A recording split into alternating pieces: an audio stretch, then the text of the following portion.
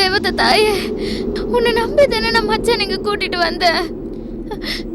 என்ன நீ காப்பாத்த மாட்டியா?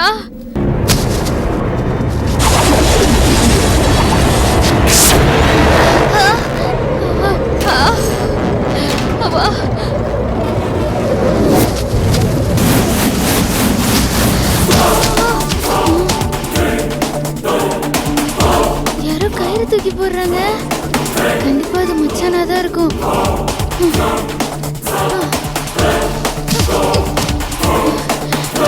மச்சான், வந்துட்டீங்களா மச்சான்?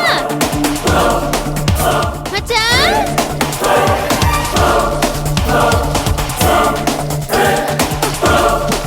மச்சான் இருக்கீங்கல்ல?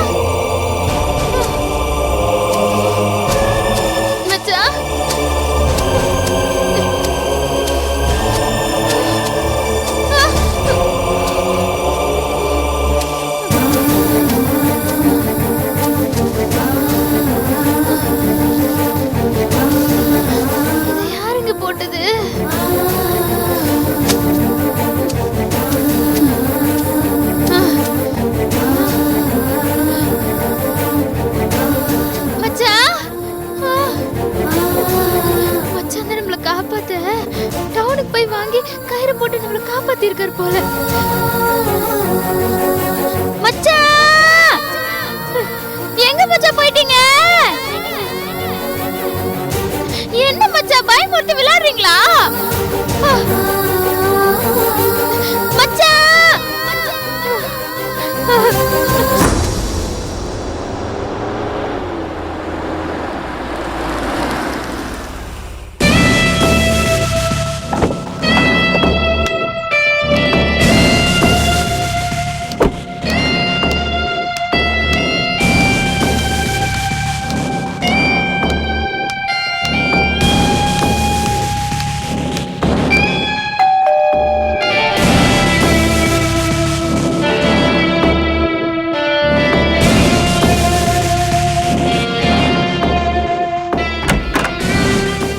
Hello aunty.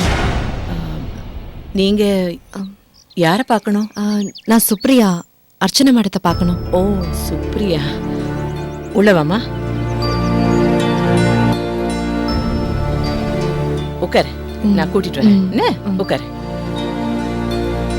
அர்ச்சனா, அர்ச்சனா, அர்ச்சனா, உன்னை பார்க்க அந்த சுப்ரியா வந்திருக்கா. நீ பேசிட்டு நான் காஃபி எடுத்துட்டு வரேன்.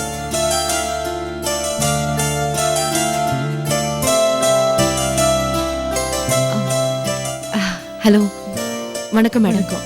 உட்காருங்க.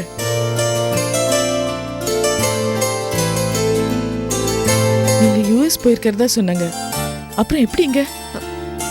விதி எங்க போக விட்டுச்சு. யுஎஸ் போகிறதுக்காக ஃப்ளைட் ஏறின வேகத்திலேயே நாங்க இறங்கிட்டோம். என்னாச்சு? எல்லாமே ப்ராப்ளம் தான் மேடம். ஃப்ளைட் டேக் ஆஃப் ஆன உடனே எங்க அப்பாவுக்கு நெஞ்சு வலி வந்துருச்சு. அதனால ட்ரீட்மெண்ட்காக நாங்க உடனே திரும்பி வந்துட்டோம். இப்ப அப்பா எப்படி இருக்காரு? கொஞ்சம் கொஞ்சமா கியூர் ஆயிட்டு வராரு. இந்தாங்க காஃபி எடுத்துக்கோங்க. இல்ல வேணாம். இல்ல பரவாயில்லம்மா, சாப்பிடு, எடுத்துக்க. தேங்க்யூ.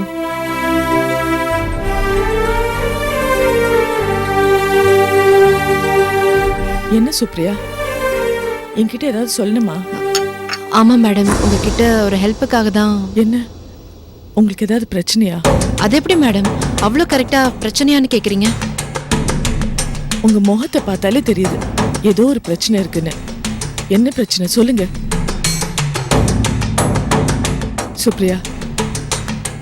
என்கிட்ட சொல்லணும்னு வந்துட்டீங்க, அப்புறம் எதுக்கு தயக்கம்? சொல்லுங்க. அது வந்து மேடம், என்னை பத்தியும் என் ஃபேமிலியை பத்தியும் உங்களுக்கு நல்லாவே தெரியும். ரொம்ப நல்லாவே தெரியும். உங்க அப்பா மதன் மேல கொடுத்த புகார்னால மதனை ஜெயில போட்டதும் தெரியும். உங்களை லவ் பண்றேன்னு உங்களை சுத்தி சுத்தி வந்ததும் எனக்கு தெரியும். இப்ப என்ன பிரச்சனை? மதன் எனக்கு கொடுத்த டார்ச்சர் பத்தாதுன்னு அவங்க அம்மா வசந்தாவும் என்னை வழிமறிச்சு தொந்தரவு பண்ண ஆரம்பிச்சிட்டாங்க. மதனோட அம்மாவா? ஆமா மேடம். மதன் கொடுத்த டார்ச்சர் தாங்க முடியாம தான் நாங்க ஃபேமிலியோட அமெரிக்கா போலான்னு முடிவு பண்ணோம். இப்போ மதனோட அம்மா என்ன ரொம்ப டார்ச்சர் பண்றாங்க. அர்ச்சனா, இந்த வசந்தா ஏன் இப்படி எல்லாம் பண்றா? வீட்டுல ஒரு மருமகளை வச்சுக்கிட்டு இன்னொரு பொண்ணு வாழ்க்கையை கெடுக்கிறா பாரு. அம்மாடி, இவளெல்லாம் சும்மாவே விடக்கூடாது. தூக்கி ஏதாவது ஜெயில போடு. அதான் மேடம், எனக்கு என்ன பண்றதுன்னே புரியல. அதான் உங்ககிட்ட உதவி கேட்கலான்னு. நீங்க தான் எனக்கு ஏதாவது கொஞ்சம் உதவி பண்ணணும். ப்ளீஸ் எனக்கு ஏதாவது கொஞ்சம் ஹெல்ப் பண்ணுங்க மேடம்.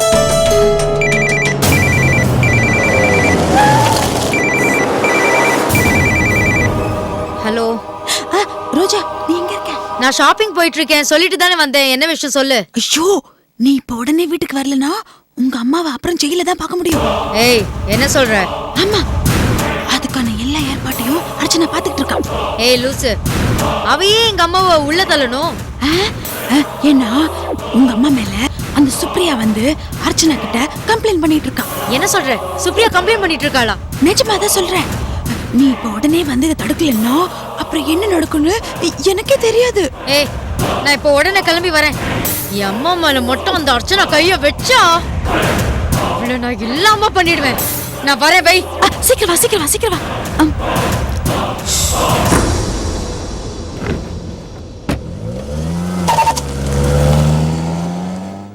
அந்த அம்மா பண்றதெல்லாம் பார்த்தா அப்படியே அவங்க பையன் பண்ற மாதிரியே இருக்கு மேடம். எல்லாரும் அம்மாவை போலதான் புள்ள இருக்கான்னு சொல்லுவாங்க. இங்க என்னடான்னா புள்ளைய போல அம்மா இருக்கா. மேடம், முதல்ல அந்த வசந்தா அம்மா வந்து மதனுக்காக என் மனசை மாத்திக்கோன்னு சொல்லும் போது கூட நான் அதை பெருசா எடுத்துக்கல. ஆனா மறுபடியும் என்ன வழியில பார்த்து சொன்னாங்க, நீ ஏலகிரிக்கு போய் மதனை கவனிச்சுக்கிட்டா அவன் சீக்கிரம் குணமாகி பழைய மதன் ஆயிடுவான்.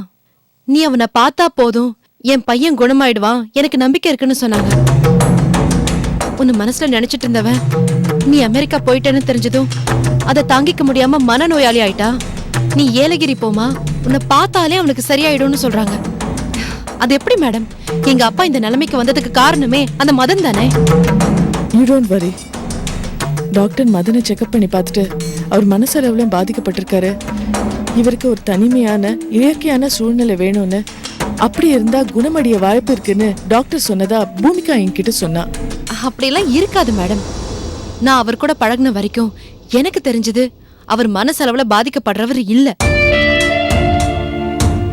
அவர் மனசளவுல பாதிக்கப்பட்டிருக்காருன்னு சொல்றதை என்னால நம்ப முடியல. You may be right Supriya. நீங்க கவலைப்படாதீங்க, நான் பாத்துக்கிறேன். இனிமே அந்த வசந்தம்மா உங்களை எந்த விதத்திலயும் தொந்தரவு பண்ணாம நான் பாத்துக்கிறேன். இனிமே உங்களுக்கு எந்த பயமும் கவலையும் வேண்டாம். உங்க அப்பாவோட ஹெல்த்தை கவனிச்சுக்குங்க. அவருக்கு ஹெல்ப்ஃபுல்லா இருங்க. அவர்கிட்ட எதுவும் சொல்லிடாதீங்க. நான் தான் சொல்றேன்ல, நீங்க கவலைப்படாதீங்க. அந்த வசந்தம்மாவை நான் பாத்துக்கிறேன். அர்ச்சனா, கரெக்டா வந்துட்டா. நீ ஏன் அம்மாவை வார்ன் பண்றியா? என்ன நினைச்சிட்டு இருக்க நீ?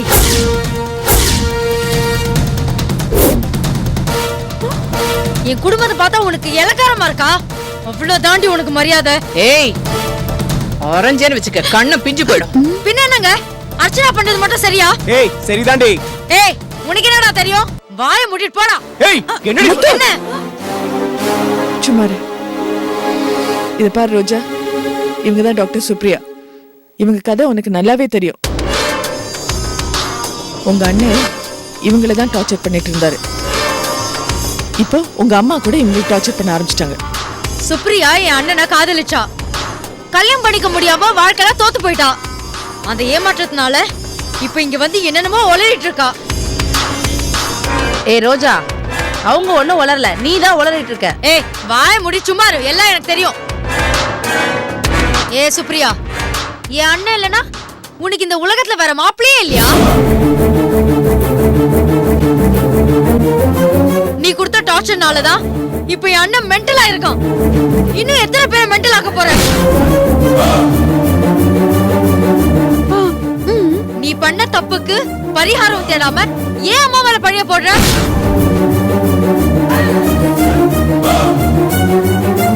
இவ சொல்றதெல்லாம் உண்மைன்னு சொல்லிட்டு நீங்களா நம்பிட்டு இருக்கீங்க. அர்ச்சனா நீ எல்லாம். ரோஜா நிறுத்து.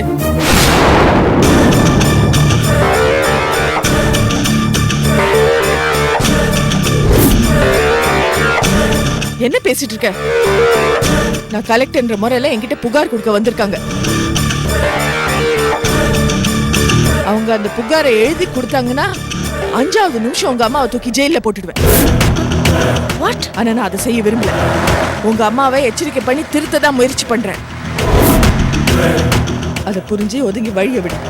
இல்ல என் தம்பி பொண்டாட்டின்னு கூட பார்க்க மாட்டேன். உங்க அம்மா எங்க இருப்பாங்களோ அந்த இடத்துல தான் நீயும் இருப்ப.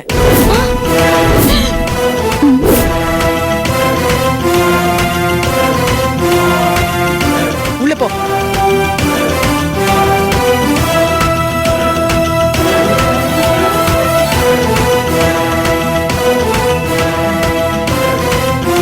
Madam I'm really sorry. என்னால தானே இதெல்லாம். இல்ல இதெல்லாம் பெருசா எடுத்துக்காதீங்க. இனிமே உங்களுக்கு யாராலையும் எந்த தொந்தரவும் வராது. அதுக்கு நான் உத்தரவாதம். Thank you madam. சரி வரேன் ஆண்டி. சரிம்மா.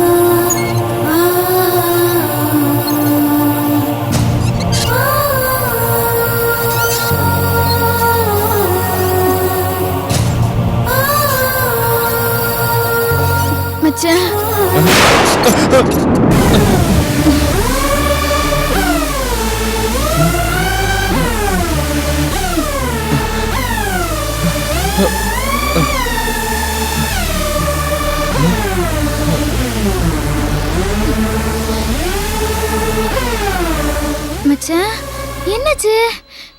என்ன பார்த்து ஏன் பயப்படுறீங்க? சனிய செத்து தொலைஞ்சிருப்பான்னு பார்த்தா இப்ப உயிரோட வந்து நிக்கிறா. எப்படி தப்பிச்சான்னு தெரியலையே. என்ன யோசிக்கிறீங்க மச்சான்? நீங்க தானே கயிறை தூக்கி போட்டு என்ன காப்பாத்தினது. நான் மேல வந்து பார்த்தா உங்களை காணோம்.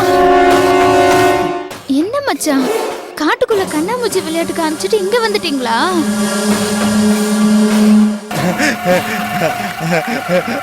ஆமா, எனக்கு உங்ககிட்ட கண்ணாமூச்சி விளையாடுன போல ஆசையா இருந்தது. அதனால தான் அப்படி விளையாடினேன். நீ என்ன கரெக்டா கண்டுபிடிச்சிட்ட. என்ன மச்சான், அடிக்கடி எல்லாத்தையும் மறந்த மாதிரி பேசுவீங்க, இப்போ ஞாபகம் வந்த மாதிரி பேசுறீங்க. வனதேவதை தான் கொஞ்சம் கொஞ்சமா உங்களை குணப்படுத்துற மாதிரி தெரியுது. புரிஞ்சுதா மச்சான்? பள்ளத்திலே இருந்து சாகட்டும் நம்ம தான் விட்டு வந்தோம். கையில தூக்கி போட்டு யார் காப்பாத்திருப்பா? ஒரே குழப்பமா இருக்கே. யாரா இருக்கும்? என்ன மச்சான் யோசிச்சுட்டு இருக்கீங்க? சொல்ல மாட்டேனே. என்ன மச்சான்? அம்மா போன் வந்திருக்கு. யாரு? மாமா. சரி நீங்க போங்க, நான் பேசிக்கிறேன். வாரேன் வாரேன். போ போ. மாமா தான் போன் பண்றாரு. மாமா நல்லா இருக்கீங்களா? நான் நல்லா இருக்கேம்மா. நீ எப்படி இருக்க? மதன் எப்படி இருக்கான்? ஆ மதன் மச்சான் இப்ப ரொம்ப நல்லா இருக்காரு மாமா. ரொம்ப சந்தோஷமா. அப்புறம் இங்க இருந்து போகும்போதே சொல்லணும்னு நினைச்சம்மா, மறந்துட்டம்மா. இப்ப சொல்றேம்மா. அங்க காட்டுக்குள்ள வனதேவதை கோயில் ஒண்ணு இருக்கு. அங்க மதனை கூட்டிட்டு போமா. எல்லாமே நல்லதாவே நடக்குமா. மாமா அவரும் நானும் இப்பதான் அந்த வனதேவதை கோயிலுக்கு போயிட்டு வந்துட்டோம் மாமா. நல்லா குணமாகணும்னு சொல்லிட்டு வேண்டிட்டு வந்துட்டோம் மாமா. இப்ப அவரு கொஞ்சம் பரவாயில்ல. அப்படியாம்மா? கேட்கவே ரொம்ப சந்தோஷமா இருக்குமா. நான் உங்ககிட்ட ஒரு விஷயத்த சொல்லணும்னு நினைச்சேன். ஆனா நீ அந்த காரியத்தையும் பண்ணிட்டு வந்து நிக்கிறியம்மா. நீ என் மருமகளா கிடைக்கிறதுக்கு நான் கொடுத்து வச்சிருக்கணுமா. 100 வயசு நீ நல்லபடியா வாழணுமா.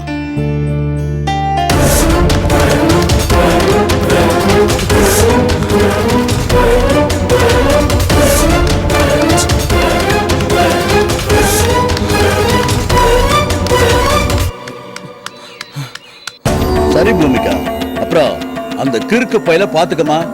உன்னை நம்பிதாமா நான் அனுப்பி வச்சிருக்கேன். சரிங்க மாமா, சரி நீங்க ஒன்றும் கவலைப்படாதீங்க. என் மச்சானை நல்லபடியா பாத்துக்கிறேன். ரொம்ப நல்லதுமா. தேவைப்பட்டுச்சுன்னா தயங்காம நீ எனக்கு ஃபோன் பண்ணுமா. சரிங்க மாமா. அம்மா, ஒரு விஷயமா. மதனுக்கு இப்ப மனநிலை சரியா இல்ல. இந்த மாதிரி நேரத்துல கிறுக்குத்தனமா உங்ககிட்ட ஏதாவது தப்பா நடந்துக்கிட்டான்னா எனக்காக பொறுத்துக்கம்மா. இந்த மாமாக்காக நீ பொறுத்துக்கம்மா. உன்னோட கவனிப்பும் என்னோட வேண்டுதலும் என் மகனை, அதாவது உன் புருஷனை நல்லபடியா குணப்படுத்துங்கிற நம்பிக்கை எனக்கு இருக்குமா. சரிம்மா, நான் போனை வச்சுட்டுமா? சரிங்க மாமா. மச்சான்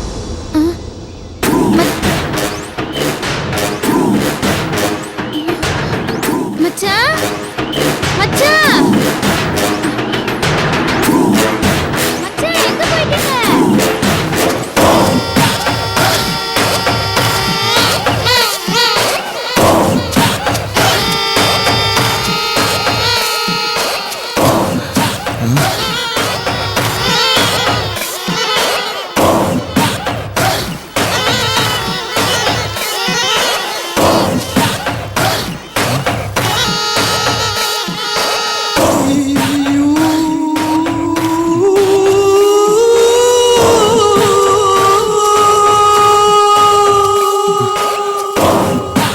இந்த அர்லூஸ் பூமிக்காவை காப்பாத்த நமக்கு எந்த கயிறும் போடலையே. அவ என்னடானா அவளை காப்பாத்த நான் கயிறு போட்டேன்னு சொல்றான்.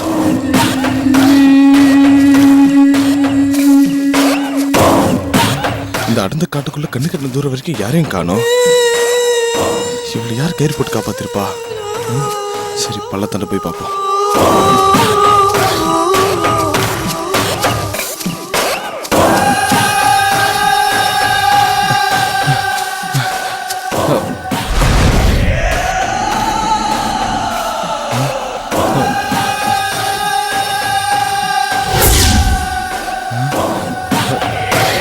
இந்த பள்ளத்தில் தானே பூமிக்கா தள்ளிவிட்டோம்.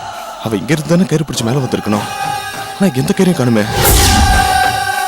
கயிறு இல்லாம எப்படி பூமிக்கா மேல வந்தா? ஒருவேளை பூமிக்கா போய் சொல்றாலோ, நம்ம பூமிக்காவுக்குள்ள திட்டம் போட்டு அவளுக்கு தெரிஞ்சு போச்சோ. அவளை கொல்ல தானே இவ்வளவு பெரிய பள்ளத்துல தள்ளிவிட்டோம். எப்படி அவ பொழிச்சு மேல வந்தா? யார் அவளை காப்பாத்திருப்பாங்க?